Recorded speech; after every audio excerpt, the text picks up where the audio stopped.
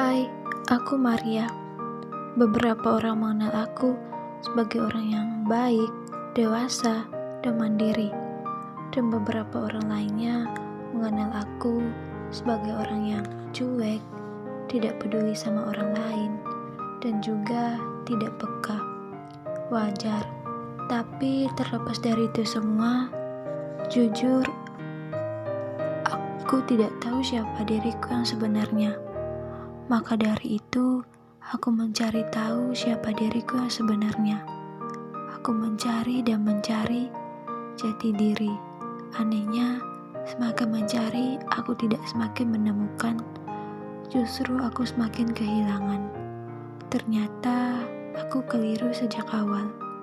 Jati diri tidak dicari, tapi jati diri itu diciptakan. Akhirnya, dari sebuah perjalanan, membuat aku mengerti bahwa perjalanan sebenarnya untuk apa aku ada. Aku ada untukmu mendengar, aku ada untukmu membuatmu mengerti. Aku ada untuk meluhurkan nama Tuhan lewat sesama dan alam semesta. Agama mempunyai peran yang penting sesuai ajarannya untuk membantu orang-orang yang bingung mencari jati dirinya. Agama hadir membantu agar manusia mampu menciptakan jati dirinya, menjadikan manusia untuk memanusiakan orang lain. Dengan agama, mencari solusi jalan keluar atas problem kehidupan yang ada, agar hidup menjadi bermakna dan bernilai. Maka sesungguhnya, bermula dari sinilah adanya cikal bakal kebutuhan manusia secara signifikan terhadap agama. Agama selalu dikaitkan dengan kesadaran eksistensial manusia, bahwa manusia itu adalah makhluk secara empiris memang sangat terbatas, sedangkan hidup butuh merasakan rasa aman, tentram, dan bisa mencapai kebahagiaan. Maka kemudian meniscayakan adanya Tuhan. Karena itu, Tuhan itu adalah kuasa yang transenden, tidak terbatas, realitas supernatural yang melindungi dan mengasihi, yang mengendalikan dan mengatur alam semesta tempat manusia bersandar memohon pertolongan.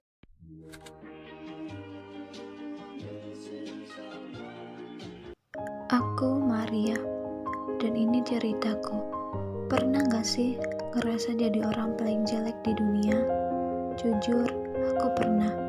Aku ngerasa aku jelek, kurus, jerawatan, dan semua orang yang gak pernah ngerasain jadi aku menertawakan aku.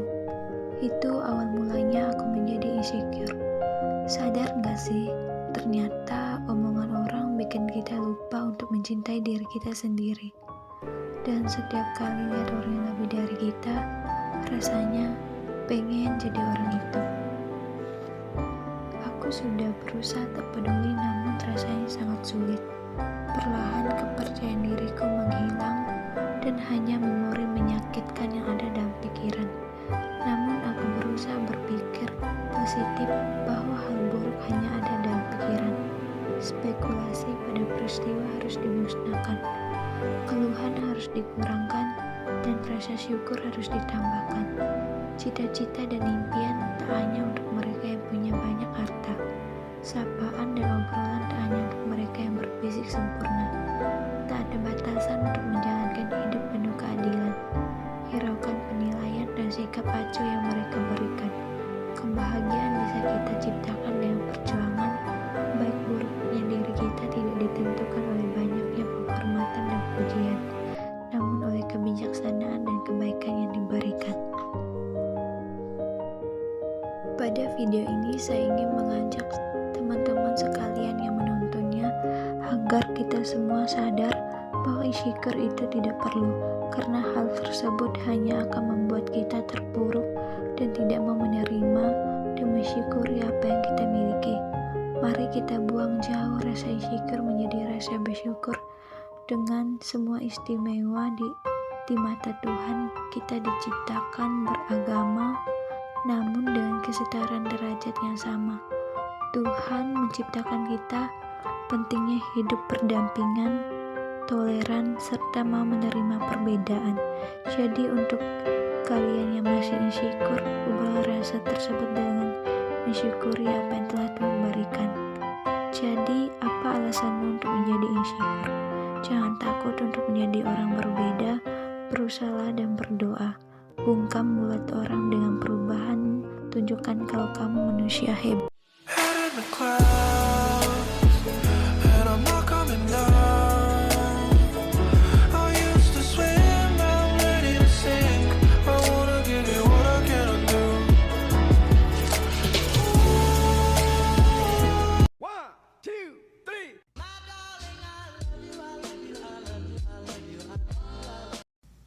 Siapakah Indonesia muda itu?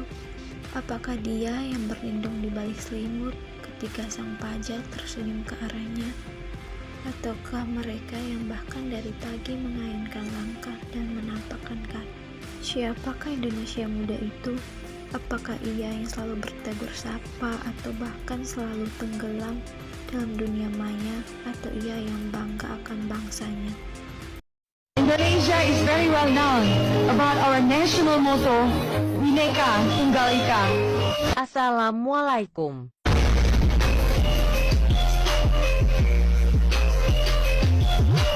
Shalom.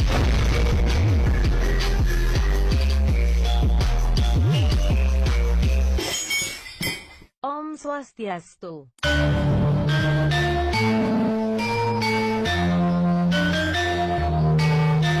Namo Buddhaya.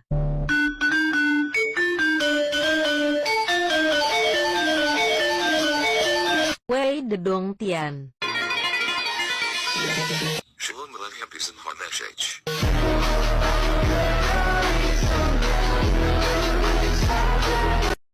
Siapakah Indonesia muda itu? Apakah dia yang tergila-gila saat nonton artis Korea, atau mungkin mereka yang senang berkarya untuk negeri Indonesia?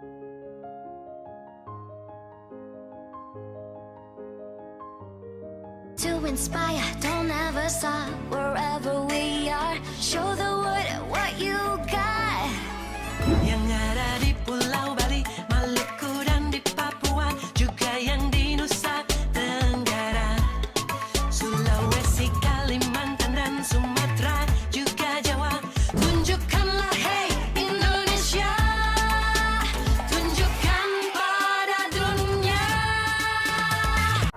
Indonesia negeri yang kaya akan keragaman, kaya akan generasi mudanya, tapi miskin akan imannya. Bahkan masih banyak yang katanya Indonesia muda saling menyakiti, masih saling mencela dan jauh dari Tuhannya. Nyatanya Indonesia butuh pemuda yang tahu bagaimana cara menghargai helaan napas yang Tuhan berikan untuk melakukan hal baik bagi bangsanya. Satu-satunya kesempatan yang harus kita ambil di masa muda kita adalah kesempatan untuk menyukakan hati Tuhan.